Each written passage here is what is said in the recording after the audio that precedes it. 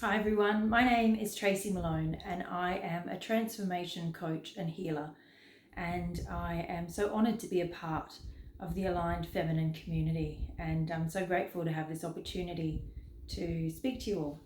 And I'm doing it this way because when we created our room and did it live, it didn't work, and Ashley told you that. So I'm coming back in to answer the questions from a sheet of paper. So Ash's first question was, I would love to start off by asking you what alignment means to you. And to me, alignment is kind of everything. And what it means to me is that you are feeling in your body, you're feeling safe in your body, you're feeling present in your body and with everything that's around you. That you are connected to your intuition and you know what it is that you need to do next. And in order to be in your body and feeling safe and all of those things, for me, that's about healing your relational trauma. Knowing that you're working, moving, making decisions from an empowered and embodied space, not a trauma response, which I was doing for most of my life until I healed my trauma. So that's what aligned really means to me. It's about integration, being integrated, being aligned, and really open to your own intuition. Because when you're open to your own intuition, you don't need to look outside of you for any answers. You've got that connection deeply to what it is that you're here to do, and you can do that path yourself. The next question is asking me how my practice has changed over the years, because she says, firstly, I know you've been in holistic counselling far before it was a buzzword, and I'm curious as to why you went into counselling in the first place. So back in 2007, 2006, 2007, I was a personal trainer down in Melbourne around the South Yarra area. I actually trained at a gym on Chapel Street, which is now a Fitness First, but it used to be Recreation back in the day.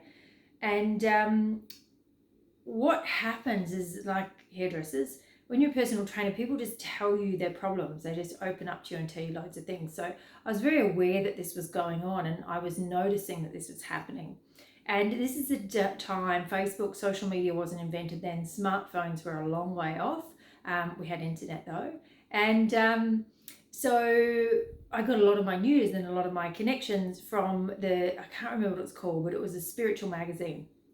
And this would come out weekly, and it came through the health food shops and spiritual shops and things like that. And I was looking through it one day and I saw an ad and it said, become a holistic counsellor. It was just a little ad, and I was like, that's exactly what it is that I need to do. And I'm like, but I don't want to be a counsellor. So I don't even know where I'm going. And I turned up on the first day and I was still like, I don't actually want to be a counsellor. I don't know what I'm doing here. But the beautiful thing about the way my teacher taught, so my teacher was a psychologist over in New Zealand, and she taught psychology at university over there. And she came to understand that there was nothing in psychology that taught her what a feeling was and what to do with it. All of the work was in the mind, and there was no actual healing going on. So she went and sought out Eastern philosophies and Eastern studies, and she put this course together and pulled together all these beautiful alternative and holistic methods to teach us in counselling. And she always said that she didn't teach counselling, she created counsellors. So as I went through the course, I actually had a huge amount of healing done. I've had other people go through the course and say that they were actually just re-traumatized by it. So I think it was just the right course for me at the right time. And I was pretty lucky that I had my experience and not the same experience that they had. But so I then started counselling with that's how I got into holistic counselling. So the next question is, can you speak to the journey of the last 10 years and how you followed the synchronization and universal breadcrumbs of pivots, and if you made any big changes in the way you operate and why? So I studied holistic counselling. I started doing it one-on-one with clients down in Melbourne, and I knew something was missing, and I didn't know what was missing. But it just didn't feel quite right. I'm like, I'm doing it going, something's not right. And then my world started to crumble and fall apart. And I said to the universe, what on earth am I here to, like, this isn't working. What's going on? Show me a sign. Tell me the way. I don't know anymore. And that night I had a dream, and it was pack your bags and move to Queensland. And I did. 2 weeks later, I had an auntie up here and on the Gold Coast, and I moved up to stay with her.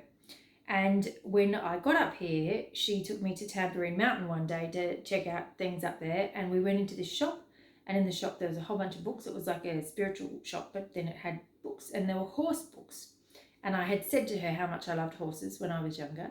And she said, I'd really like to buy you one of these books. And I chose, without really understanding what I was doing, The Tao of Equus by Linda Kohanov. And anyone in the equine therapy field should know of her work, because she was the first, if not the very, very first. She was one of the most early adopters of the work, and she wrote a book about her journey. And I read this book going, oh my God, that's what I'm here to do. That's what's missing. It's the horses that are missing. And so then I got onto the internet, and back then it was, I'm not sure Google existed back then. Maybe it did exist.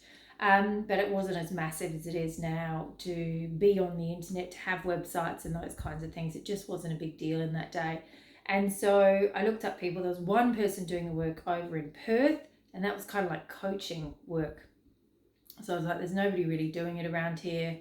And so I then just happened upon, it was like another one of those synchronistic moments where it was somebody told me about somebody who, I don't even remember how I found her, but I remember it was just one of those, oh my God, there she is moments of a woman who did horse-assisted coaching 5 minutes from where I was living with my auntie. So I went and spent about 3 months with her. She had a herd of 7 horses and a goat and many horses. And I remember I would go there and I would spend every day there basically outside of work hours. I just spent every day with her. And I'd heal my inner child through the little mini horses. I'd sit there. I knew the horse was representing my inner child, and I'd wait and see how long it took me to get it to come and join up with me and come to me. And the goat, as soon as I got there, the goat would just come and he would put his horns up against my leg. And he said very clearly to me, you're going to need more strength than you ever had before, but it's going to be worth it. And there were all these amazing things that happened. So I spent about 3 months with her. But what I wasn't able to do was use my skills and my talents and do my work. It was very much her way, and that was it. And so I felt very stifled. I was like, I could see the way she was doing it, and I was like, oh, it's not, but I know what to do there, and I know how to do that, and I really know how I'd like to use the horses and utilize the horses, because I had my family constellations training then as well. I understood family constellations. I'd seen representatives happen. So in family constellations, we use figurines, pieces of paper, or people to represent parts of our ancestors and our family system to find out where our entanglements and our ancestral trauma are happening. And we go back and we heal it back there. But seeing those representatives, I could see where the horses could fit and how I could work with horses with all of my training. And I had all of these ideas, but I was not ever allowed to use them.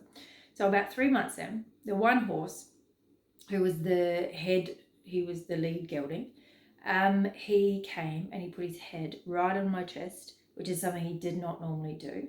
And he said very clearly to me, it's time for you to leave.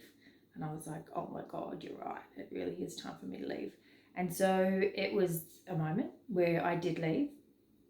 And then I was like, well, universe, what do you got for me now? Where do you want me to go? And people kept talking about Gwingana Lifestyle Retreat up in the Tallabudgera Valley on the Gold Coast.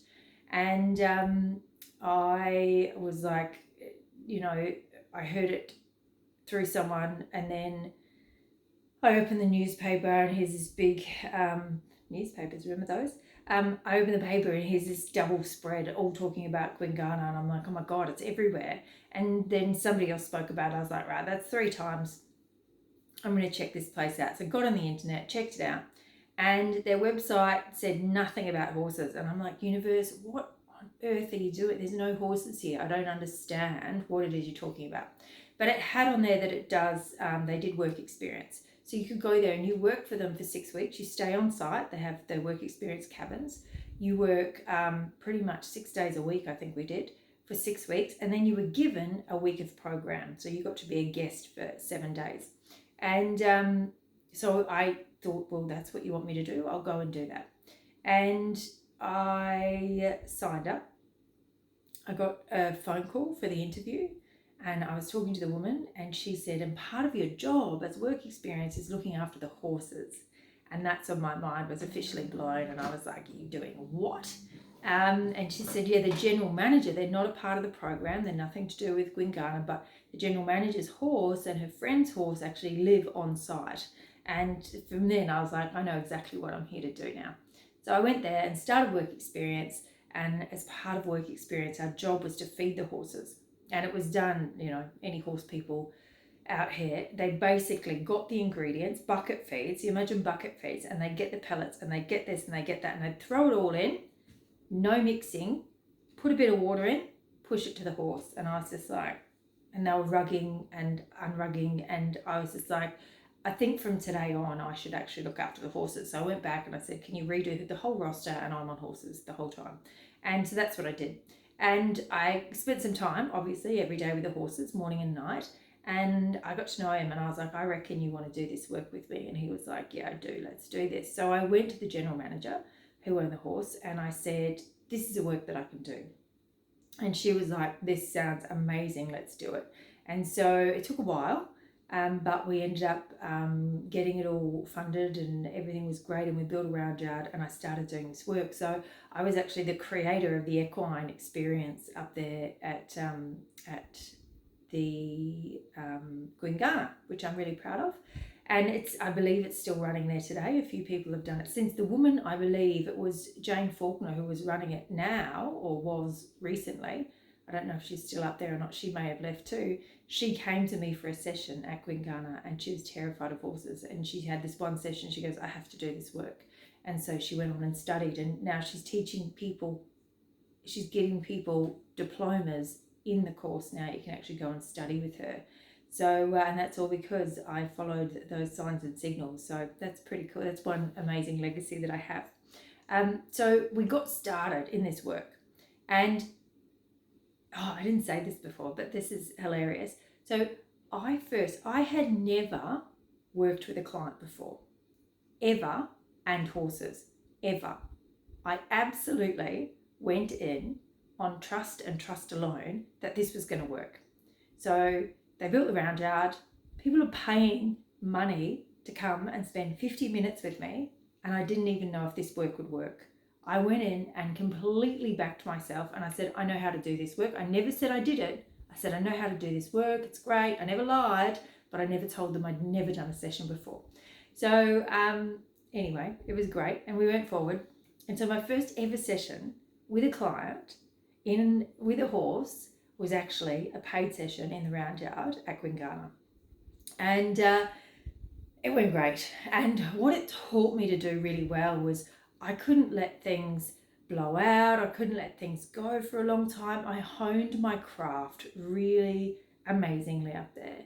It made me, I had 50 minutes to bring the client in, get to know them, figure out what the issue was, go in and heal it, put them back together and send them off to the next one. I couldn't really go over time, but ethically I needed to make sure that they were put back together. That's my values and my ethics. I don't work in the Western psychology model of you can talk for an hour, you might feel better or not, doesn't matter, hour's up, off you go.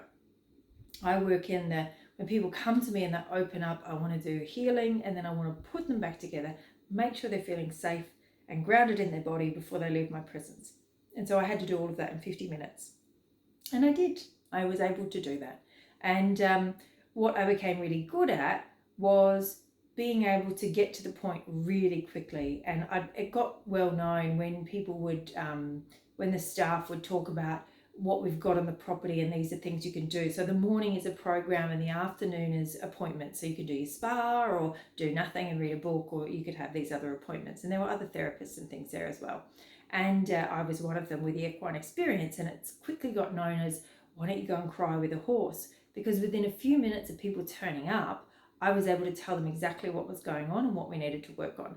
So people come and they'd start telling me a story, and I'd be like, oh, and all of my attention was going to their wedding ring. I was like, but I really need to know about your marriage. And then they burst into tears. And then we'd get to the point, we'd do what we needed to do. The horse would help me.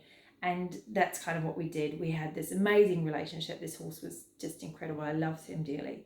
And we were able to do incredible things with the horses. And so that was a really enriching experience. And it showed me that I can back myself. I can do this. I can do whatever it is that I really believe that I can do. And so that was a really great way of doing it. So then after that, I left the mountain. It was time for me to go from there, and I did the work off the mountain. So I left Stevie the horse up there, and I had 2 thoroughbreds that I worked with, and that was great. And I did great work. I did work with young people and adults, and it was a really enriching experience. But there was somebody who drove past my horses, and she was a body worker and an energy worker. And she said to me, she said, your horses are carrying so much crap. Like they're souring. They're not, the energy's sticking with them. They're not letting it go. And so that really got me thinking is this really what I want to do with horses? And it was kind of a not really. And then once I started questioning that, my life unraveled again. Then I ended up going out to St. George, and I lived out there for 3 months.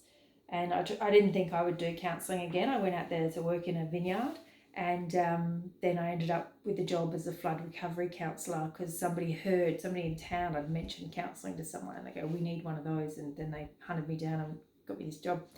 That didn't work out. I didn't like it out there at all. It's a very toxic place in many ways, on many levels.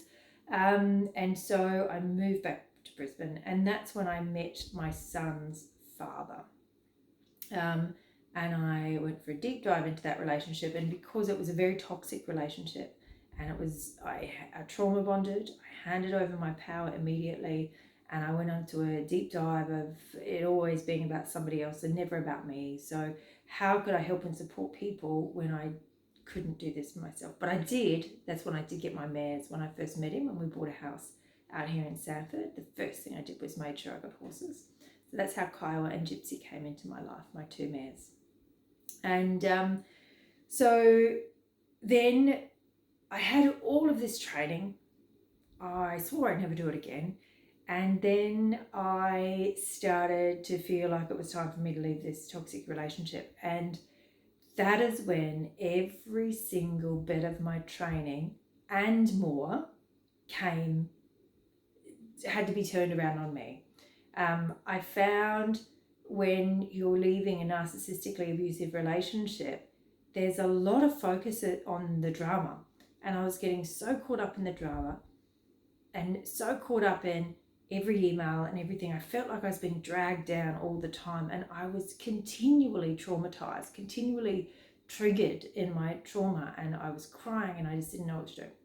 And so one day I was just like, I need to get my power back. How do I get my power back? And that's when I started to work on myself. And by on myself, I was like, well, what if I was my own client? And I found somebody who did narcissistic abuse recovery program, and she had one healing modality, one thing that she does called quantum freedom healing. And I just did that, and I did it over and over. And what it basically was, I kind of took what she did and I changed it around to suit me with my own training and knowledge and what I had. So I took what somebody had and I put all together all of my training, and then I did everything that I would. I treated myself basically as a client, and that's where my most extraordinary growth happened, because none of my work was theory anymore. My work was practical. I was embodying it.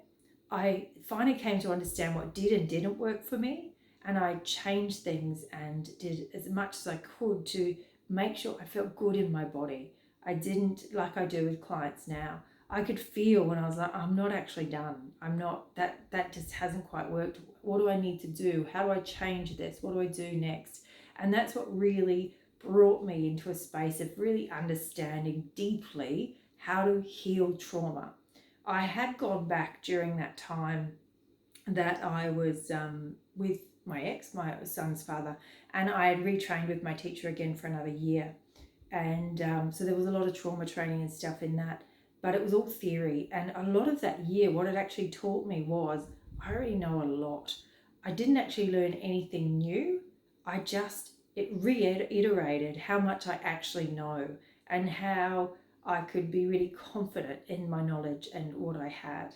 And especially when we did the trauma module again, I was just like, I've nailed this, and I actually know more than what the questions were coming in. I was like, well, I've actually developed that more. So that was a really great moment to do that. And then going through it myself, I was able to really build my confidence to be able to hold people through their trauma and heal people in their trauma, because I was in such an extraordinary trauma myself, and I was being trauma triggered every day, 3 to 6 times a day, and I was having to do this work on myself. And what I came to realize, what the amazing thing I came to realize was that even though it was my ex who was initially, I was like, he's causing me trauma. He is traumatizing me. What I came to realize when I kept every time I went in to heal my trauma, what I realized was he didn't ever cause the trauma.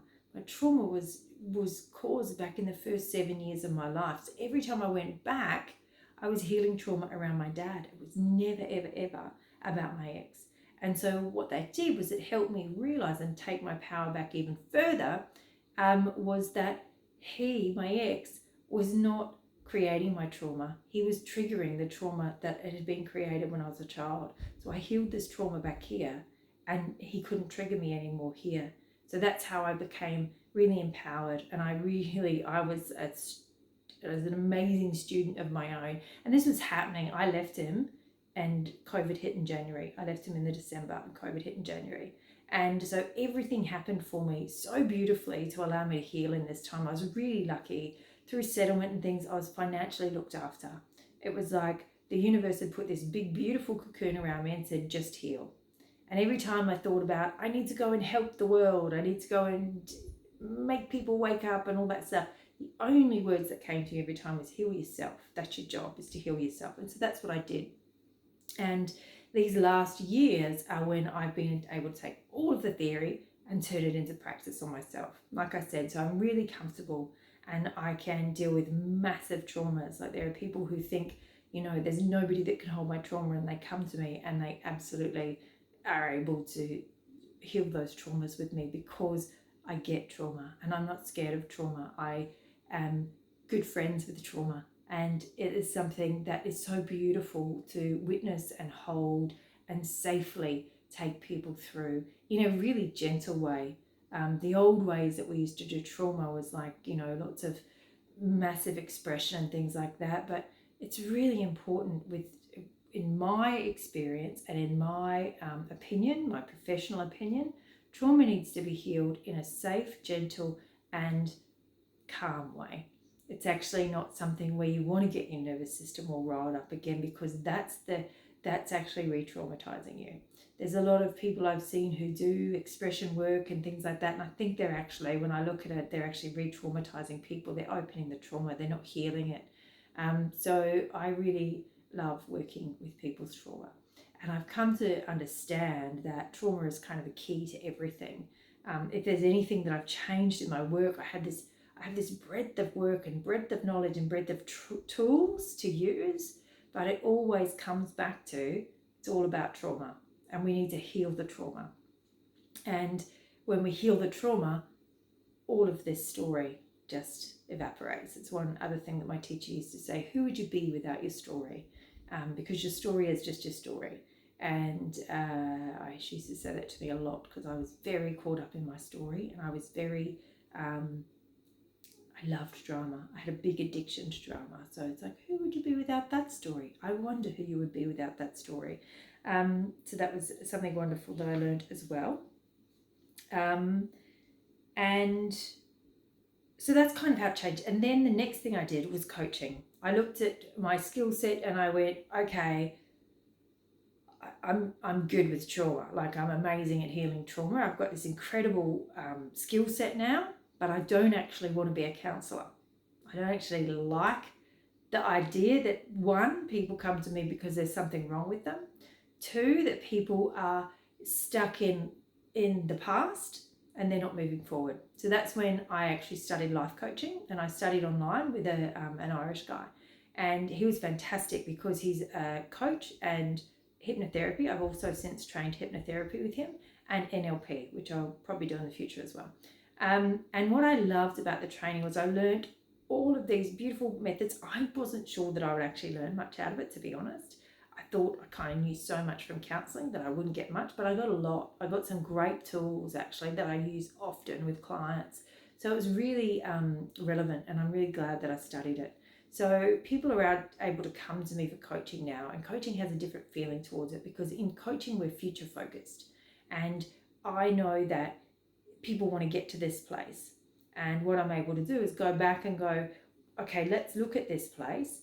And what's the belief, trauma, stories, whatever that you're holding that's actually blocking you from getting there? Because if it was just as easy as doing things, then you would just go and do it. I don't need to hold you accountable for the doing. I want to help you heal the block that's stopping you. And so that's where the trauma training, etc., comes in, because we go back and we heal the trauma back here, and then there's just no block there anymore. So the doing becomes really easy.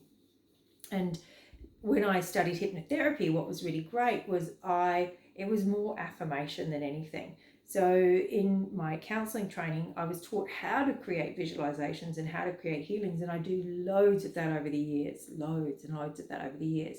And hypnotherapy gave me all the steps that I was already doing, and it actually showed me the way, and it gave me a logical reason as to why I was actually doing what I was doing. So I really enjoyed that, and I grabbed a couple of things from it, but mostly in hypnotherapy I was like, okay, what I've actually been doing, I understand why I was doing it now, even though I was intuitively led for most of it. And yes, that's that end of that question. You have been exploring group work recently. I absolutely love your one-to-one sessions, and we will touch on those soon, but what is it about group work that one-on-one doesn't allow for? Well, it's not that in every way that I work with people, I'm doing the same thing. What I am doing is healing whatever is in the way. So even when people want to say they want to get into the future and they want to get to this point, all a block is it's something that's blocking you from your own intuition, from knowing that you need to move forward. It's a little voice. So we go and talk to that little voice and we say, hey, what's going on here? How do we heal so that you can actually come on board and be a part of this journey? And that's what I do with everything that I do, whether I am one-on-one, whether I am group work, whether we're doing the horse wisdom journey. All I am doing is actually supporting you to heal whatever blocks you've got in the way so that you can go forth and do what it is you need to do. And ultimately, you are so connected to your own intuition like I am now that you don't actually need somebody to support you, to unblock you, to move forward, because you've got all the tools that you need. So that's why when you work with me as well, I give you everything. I don't sit back and do a healing and not tell you why. I tell you everything. I go, okay, so this feeling that you're having here is coming from this over here, and this will be what's happened in your childhood, and that's what causes this over here, and this is how we're going to heal it. And when we're healing, can you see what I did there? Can you see that I did this and I did that? Because I want you to learn the tools enough so that when this happens to you in your life, you're like, okay, I've got it. I know what to do with this now. It's not, sometimes you will. It's like, I need to go back to see Tracy again, or I need to see somebody else, and your intuition will tell you which way to go. But my ultimate goal for you is that you're able to just go, I know what to do with this now. My job is to empower you and fill your toolkit like mine is filled. I've got an extraordinary wealth of knowledge from the toolkit that I've collected over all these decades. And I want to impart that knowledge to you. I don't want to keep it to myself and just, you have to pay me to get it. It's the opposite way to how I work. So what group work does though, is the beautiful thing that it does is it creates a depth of community and connection with people. So with family constellation work, so we touched on that, that's ancestral healing, all the subconscious patternings that you are, and behaviors, subconscious behaviors that you are doing automatically, without knowing, and you do all this personal development work and counselling or coaching or whatever, and the behaviours are still there, and you go, what the hell's going on? Well, one, have you healed your trauma?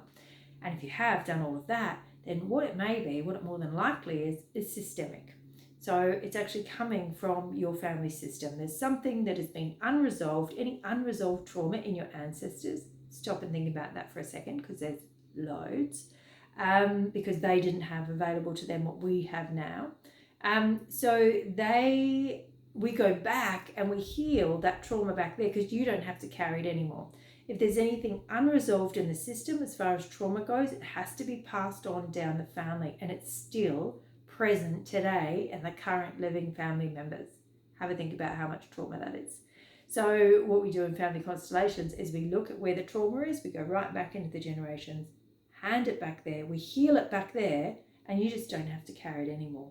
And also your children don't have to carry it either. And when I do that one-on-one with people, I can go super deep into your family system. I've got like 50 or something little figurine horses out there. If I'm doing it online, I use pieces of paper. And so we're unlimited as to how far we can go. And I use a lot of them in the journey where I do the 4 forks of your family tree. In-person sessions and in group work in person, I can't go that deep into your family tree with that many representatives. But what I can do is show you a really dynamic and deep way to heal in a space of community and group, so that allows you to be super vulnerable. It allows you to understand that you're not alone, because you have your own healing session done, and then the next person comes up and they do theirs, and then the next person comes up. Everyone gets a turn in what they want to put up to heal, and you're like, oh my God, I'm not alone. I'm not the only one. This is extraordinary. And you watch when people open up and are so vulnerable with you, then you really have this deep sense of connection and gratitude with them, because that's what our soul really wants. It's what's called soul work circles, because it makes my soul happy to meet you at that level and to create groups and communities at that level. And every group I've ever done, we actually have our own chat group, because of the deep connection that we make, and we keep checking in with people in there. And same with the horse wisdom journey, we do that too. We have our own groups because of the depth that we go to. And if I have an issue in my life, I don't have anyone that I go to. I actually facilitate my own healings through the soul work circles. So in the and in the money ones, in the healing your money blocks, I always put myself and money up. And I have the ability to choose someone to represent me and choose someone to represent the issue. And I have the ability to facilitate my own healing, because I'm able to be vulnerable too in front of clients. I don't sit myself above clients and go, I can't show you these sides of myself. It's like, hey, guess what? I'm human too. And look at this deep wound.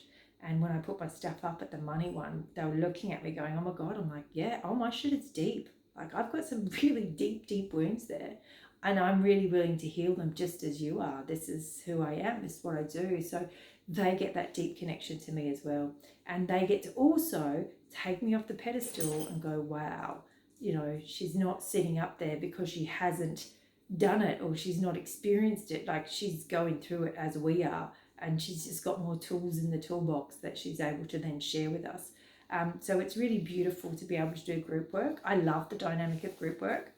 And I really love that I turn up at any given moment and I have no idea what's going to happen.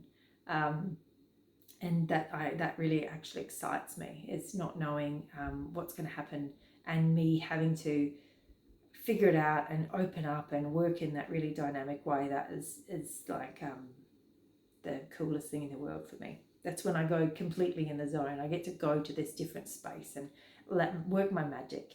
And for me, it's like it's just the coolest thing in the world. Can you share some really incredible moments or memorable experiences as a facilitator during one of your group sessions? So this is where I'll talk a bit about the horse wisdom journey. So the horse wisdom journey, my horses, I did a lot of work last year. What the deep core wound that I was healing last year was around being seen.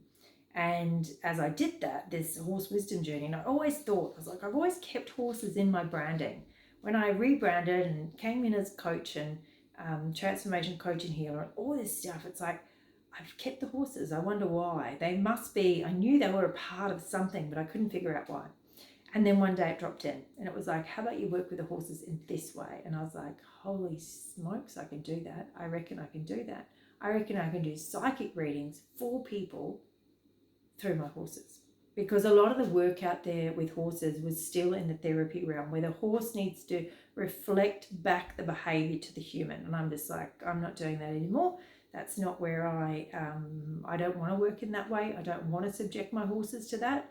I don't believe the horse is here to do that, but I couldn't figure out what they were here to do. But in the podcast, I have a podcast called Come Along for the Ride, where I did 100 interviews with horse trainers, gentle horse trainers all over the world. And I kept saying in that podcast, there is something here that horses are teaching.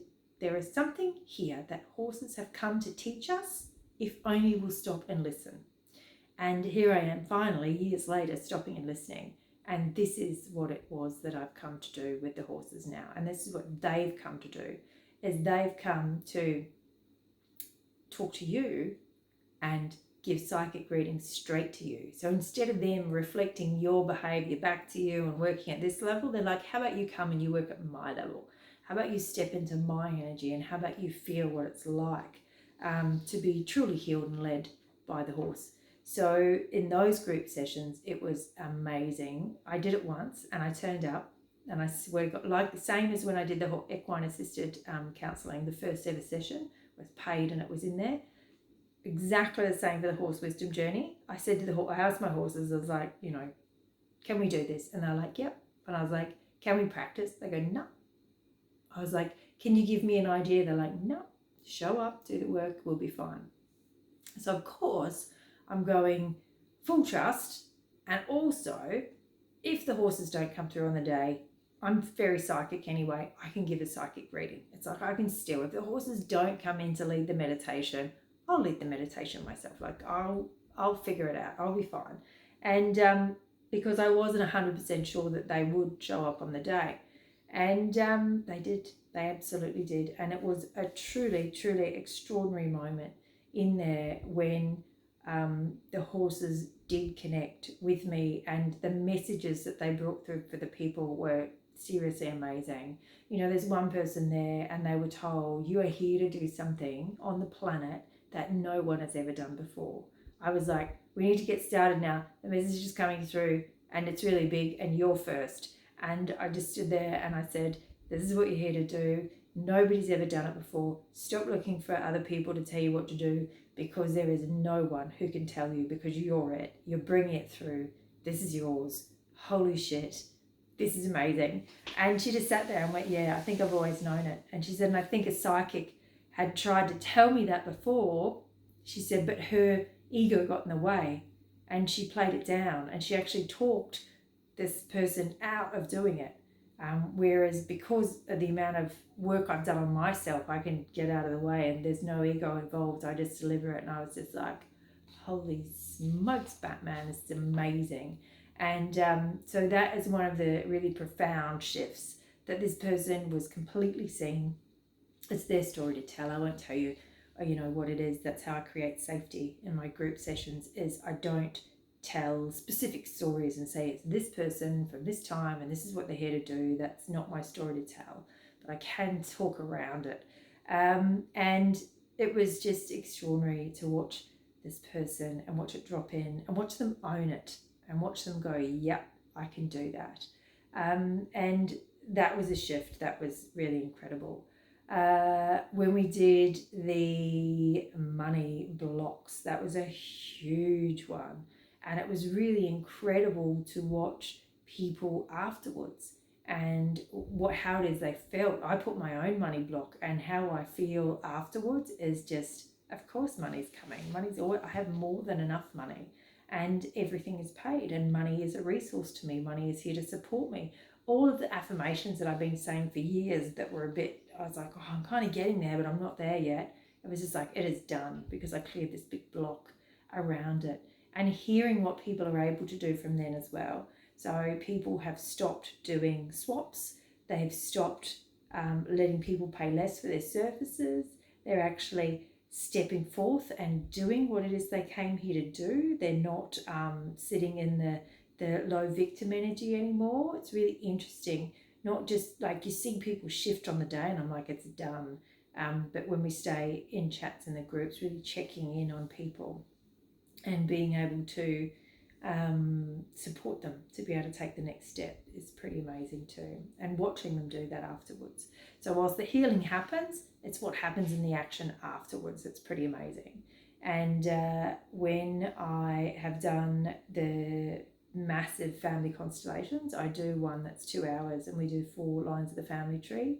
And there are people who have messaged me weeks later and sometimes months later and said, I've done so much personal development work, I've done so much therapy, and the difference that session has made in my life, it just keeps giving and giving and giving. Because we do so much healing in one session, I'm like, you feel it in your body, but you watch it drop in. Things are going to drop in and you're just going to keep receiving this healing for years and years and years. So I only charge $250 for it, and I think I should be putting an extra zero on there because of the amount of healing that it does over a period of time. And that session, it is like, it's more than one session. You're getting more than one session in a session with me. So that's pretty cool. Do you find you have an overarching theme for your one-to-one clients and why they seek you out for your counselling work? I get a whole bunch of people who are very disillusioned with therapy and coaching because they say, I have been to a therapist for 2 years, I've paid a coach $10,000 and I've got more out of one session with you than I've got out of years with them. That is something that even since the dawn of my counselling days, that's what people used to say to me all the time. And it's because I have the gift of seeing what's underneath everything. So traditional counselling and therapy and coaching and things like that, and you come in and you think you want this thing and you keep talking about the thing and it's about the thing and maybe they'll get you to hear. Whereas I hear this, but I know that you're saying this. And so I go here and I heal this with you. And that's what I do every time. I'm like, I know you're saying this, but this actually comes from here and here, and we need to heal it here. And then this will all go away. And that's what happens. So people get massive breakthroughs and they get a lot of shifts when it is they work with me. And I don't work on so I look at the traditional model of therapy, and it's like, there are great psychologists in the world, there are great counsellors in the world, and there are great coaches in the world. But if there are also people who are out there, and I see Western psychology, as like a sickness model. It is like, come in, talk to me for an hour, offload. It's great that you're able to offload. That's offloading. So I go in, I talk about what's going on. I've got someone to talk to who's actually going to listen to me, who's not going to interrupt me, who's just going to listen, which is great. Okay, your hour's up now. Doesn't matter how you feel at the end of the hour, unless you're suicidal and then they'll do something about it. But it doesn't matter how you feel at the end of the hour, you're out, come back next week. You have no contact during that week, you have no support during that week, and you haven't been given any tools to actually heal what it is that's going on for you. At best, they'll work with you cognitively, which means they're working in the mind. And the mind is the top layer of everything, and it's the last layer that I work with. I go deep, I heal it down here, we do all the other things, and then the mind just will flip and change itself at the end because you've done the healing that creates the mind's thoughts in the first place. Because the thought is the end of it. Under every thought is a feeling, under every feeling is a belief, and under every belief is a core wound. And so I just go straight to the core wound and I heal it there, and then all of this heals itself. So I don't love that model, and people come to see me because they've really had enough, and they have a look at my site and they go, I don't know why I'm here, but I know you've got something for me. And they often say, I don't even know what it is I'm here for. Some people will turn up to group work and they'll go, I don't know why I'm here. Some people will go, I'm doing this family constellation, but I don't know what it is that I want to work. I don't know about my family history. And I'm like, all you need to know is that the feeling that you want to leave with, the rest I can handle. Tell me the feeling you want to leave with, and that's setting your intention. And then I go about doing whatever it is that I need to do. And So a lot of people intuitively come to me, and a lot of people have heard about my work and they come to me. So the overarching theme is they know that they'll get something out of my sessions, and they know that they'll be able to make huge shifts from my sessions because that's what I'm able to do. So you're doing some deep work with family constellations. When I refer clients to you, I explained it is 6 counselling sessions in one, and it's like an energetic generational family tree that clears trauma, family shame and patriarchy and is gently held. I'd love to hear how you would describe it. So in a few words, what exactly is family constellations? Well, I explained that before. And the beautiful thing about family constellations is, like I was saying, with the 2-hour journey, it really is. It's like at least 6 sessions in one. People can come in and they go, I've got this issue and this issue and this issue and this issue. And I'm like, well, what feeling do you want to leave with? And then as we're going through the family constellation and we've got the representatives of the family tree and we're working through them, I'm like, well, there's that issue healed, and there's that issue healed, and there's that issue healed, and there's that issue healed. Now, each of those, if you went to traditional counselling, each of those issues that you came in with, because they sound really separate, they're like, I know we can't work everything. And I was like, are you with me now? And we're doing a family constellation, we could do a lot. So you would work one issue at a time, and you would have 3 to 6 sessions around the one issue, and then you would move to the next one. And that's possibly even in the holistic space. Whereas I can do an enormous amount in one session. And what it gives you is a clear path ahead. And it's not just you a clear path ahead from the systemic trauma you've been carrying, but it gives your children a clear path ahead, which is really amazing. They don't have to carry any of this stuff with them. It ends with you. And it's so many people come to me and go, I actually just want this so that my children don't have any of it. And can you do this for your children? I will touch on this, and I didn't do this in the interview with Ash. Yes, you can. If your child is under the age of 16, you can come and do a family constellation for them. And what that means is you can come and go, my child is having this issue. I actually would like to see what it is in their family system that's healing or causing it, because we've tried everything else. You know, this is the last port of call. And if this was the first port of call, God did save yourself thousands of dollars, I tell you. And we can clear that. And the younger children, it actually has a profound effect on them. For example, one of my clients, she called me and said, we've done all this work. I mean, these people work in social work. They have done so much personal development. If I was to write a parenting book, I would say they were doing everything right in parenting. I couldn't fault their parenting and how they're handling everything. Yet their 13-year-old daughter was cutting herself, using drugs, and in a really bad crowd. And I was seriously worried about her. And they said, I found this work. I think this is it. Can we come and see you? Absolutely. And then she told me a bit more, because there was a few eating disorders as well. And I'm like, oh, that stems to usually down the father's system. And so she said, should my husband come as well? And I'm like, you know what? Let's do it. So each of them did a 2-hour journey. So we sat here on a Sunday. They drove 2.5 hours up to see me. We sat here and we did 4 hours straight.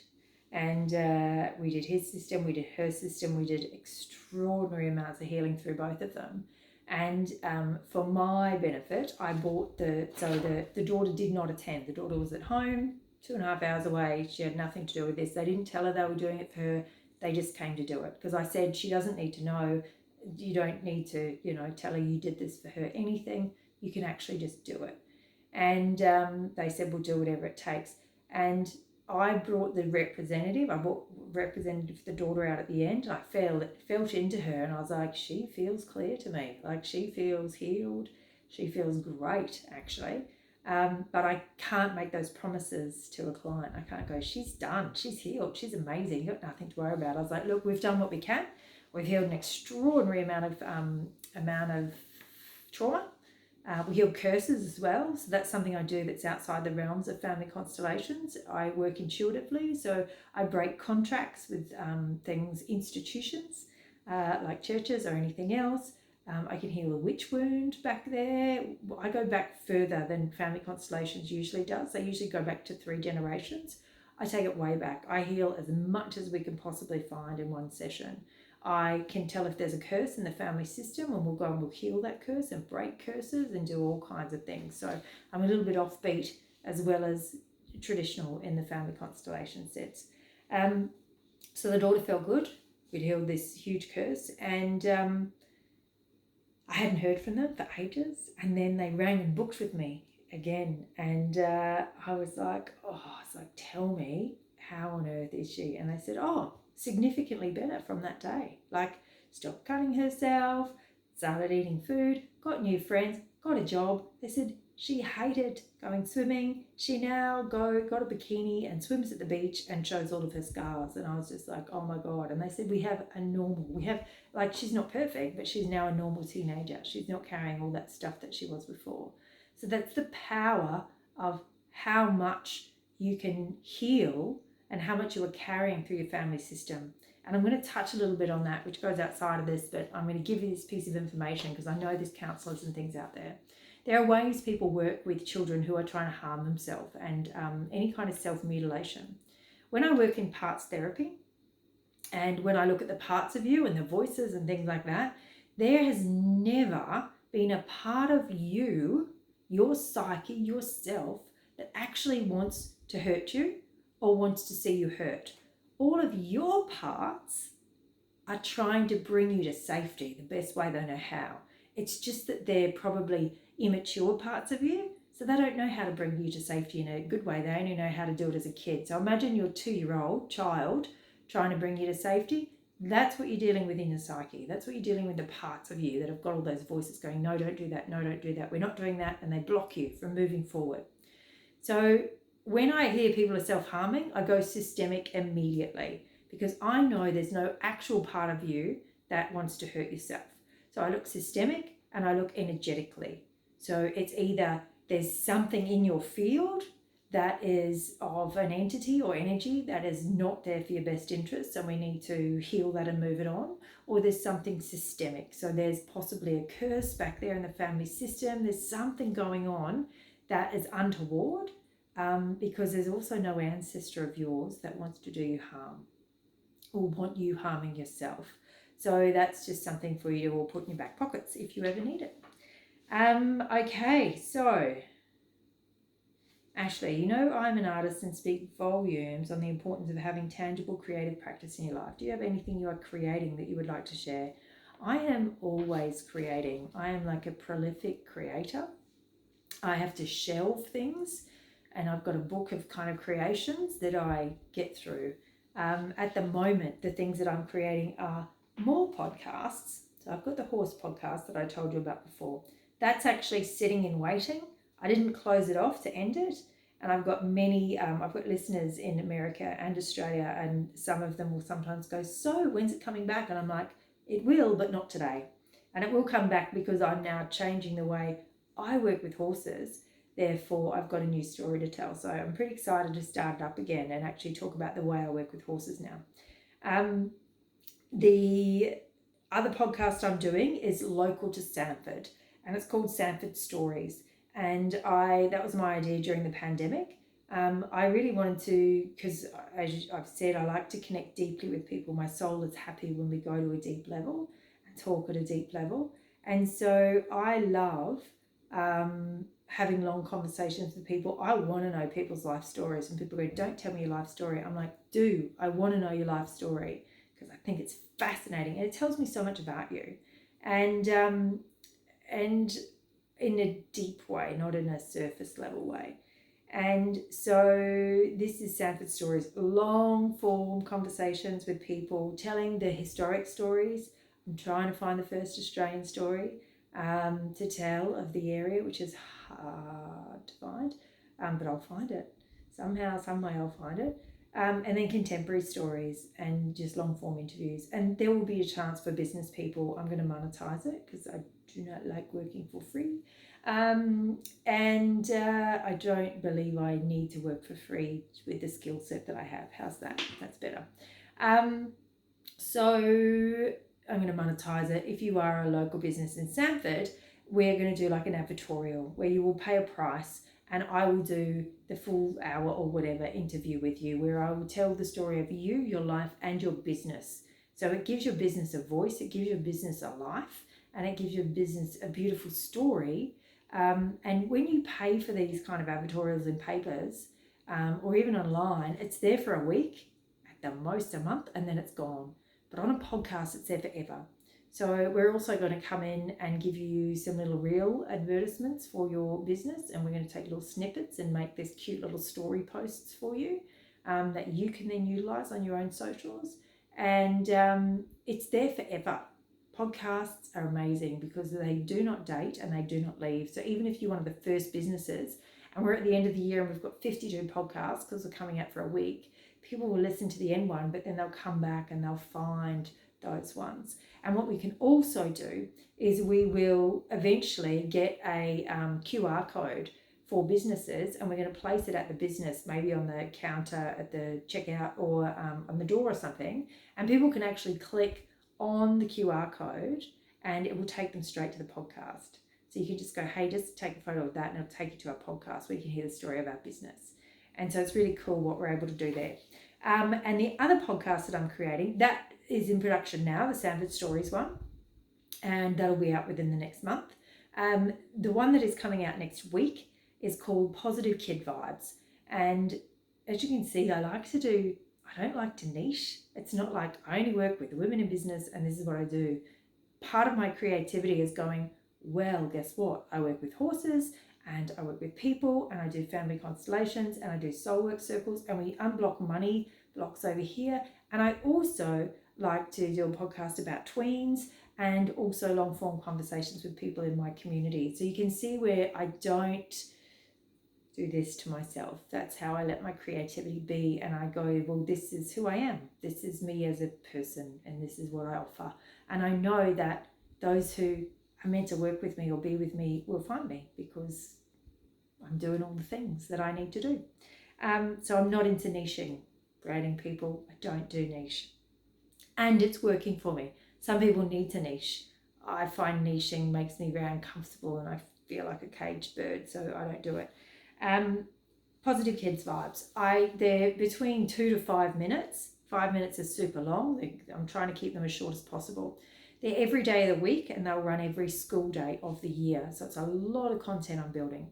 They're amazing people working in the space of tweens, and they are experts and advice for parents, and they're expert and advice for tweens. This podcast sits in the middle. So what I do is I take a concept and I do a really quick podcast around it, and then I allow it to open a conversation. So I do one going self-esteem. What is it? Do you want to feel good more? Check this out.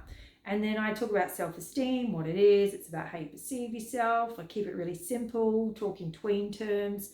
And then I go, and one of the practices you can do is maybe at dinner time, you can all say 3 things that you really like about what you did today. Like, what is it that you did today that you're actually really proud of yourself for? And then I end it with a question and I just go, so what are 3 things that you actually really like about yourself?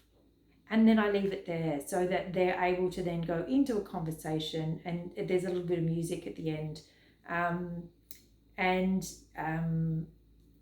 They can go into a conversation, and I do it around bullying. I also do, what do you do if you're being bullied? Why do people bully and be mean?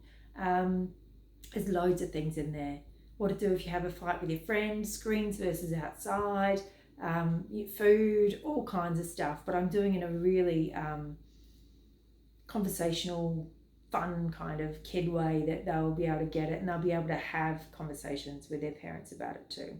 And that one comes out next week. That one I am doing, thank God, with a podcast production company.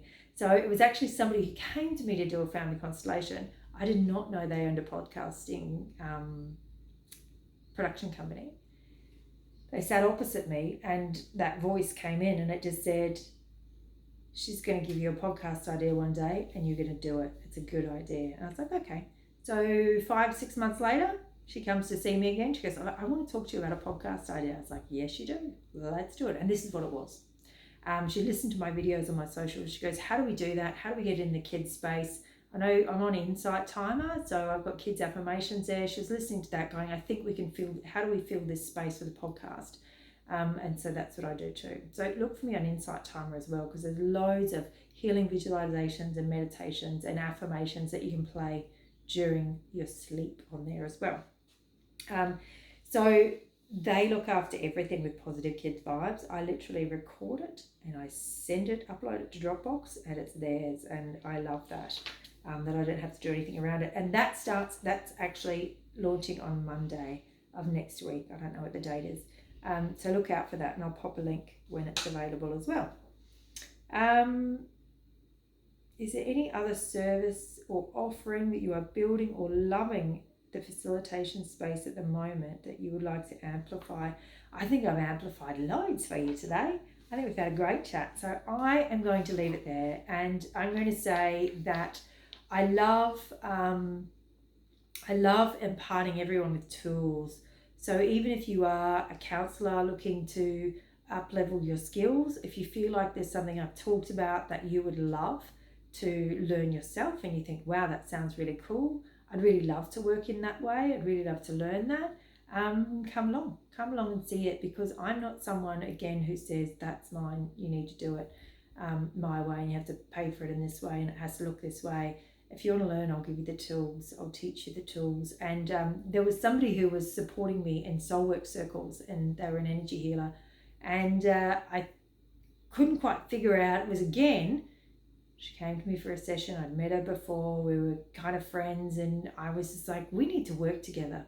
There's work we need to do together. And so I started these Soulwork circles. I was like, I want you to support me in these Soulwork circles. I was doing most of the work anyway, but I couldn't figure out what it was there for.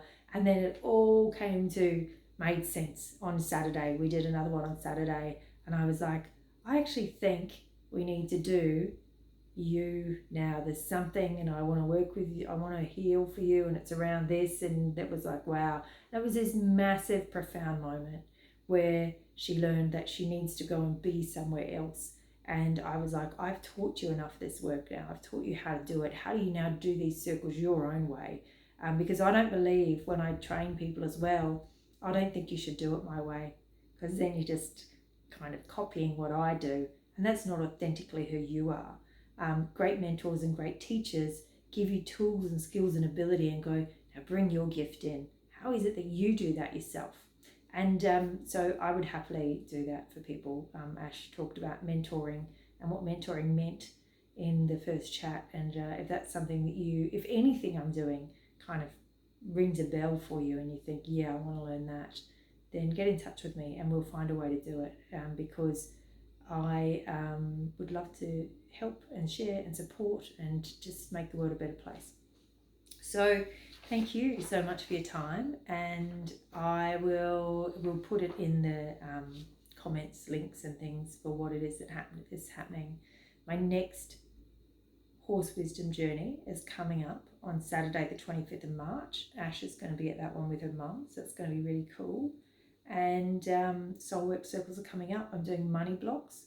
I think it's it's next Saturday, not this Saturday. Next Saturday is the money blocks. And also with the Soulwork circles, I work with 6 people, and there's 3 types I do. So I do money blocks, I do healing for healers. So if you're a healer of any kind and you go, I just want to get to the next level, either I'm feeling really blocked and I know it, or I'm actually doing well but I'm ready to up level, you come along and we represent what it is that you need to. We put up you, and we put up what's blocking you from the next level, or what needs to be healed for the next level. And I work with that. And it represents it. Each representative gives me feedback on how they're feeling, and I go to work to heal it. And it's a really awesome and dynamic way to work. And in money blocks, we come and we put up you and we put up money, and then we see where that block is. And that block for money could be, it could be anywhere. Mine was my dad and my family system. Other people were sometimes systemic, sometimes it was their childhood wound, and there were all kinds of things going on there. So it's not the same for everyone. That's why I wouldn't go, come and unblock money and do it in this way. I love working in this group dynamic, because I'm able to go, well, that's it for you, and that's it for you, and mine looks like this, and somebody else's looks like this, and we could see that, it's a similar story we're telling ourselves, but where that block came from was massive. And the other one I do is Soulwork circles for everyone, which is there's no theme to it basically. Anyone comes and you put up anything at all. These circles are not for women only. I love the dynamic of having men in there as well.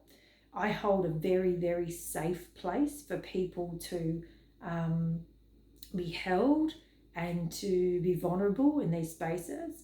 And what it does when you're working in a group is you're building such a deep community, because when you're able to be vulnerable in front of other people, they feel such gratitude for you being able to show yourself in that way. And there's a depth that happens when this goes on, and that's why I say we've got group chats for all of it. So with the Soulwork circles, we can do anything. I've got a client who's about to go and start working in a reproductive clinic, and I'm like, come and experience the Soulwork circles, because I can come and do them with you, and we can put up the client and what they're wanting to get, what's blocking them from reproduction. I said, and we can heal it on that level. And she's like, oh my God. So open your mind, open your imagination, let it go. If you can bring six people together, 6 people takes about 3 hours if we go hard, sometimes 4. But I can do it in less if I have to. I can work within your time frames. So if you've got something like that in your group that's already there, I can actually come to you and your group and facilitate within that, and then leave it with you to carry on from there. So that's something else that I'm able to do that I wanted to share with the community as well. So any questions, I'm really happy to answer them. And I look forward to getting to know you all more during this journey in the Aligned Feminine.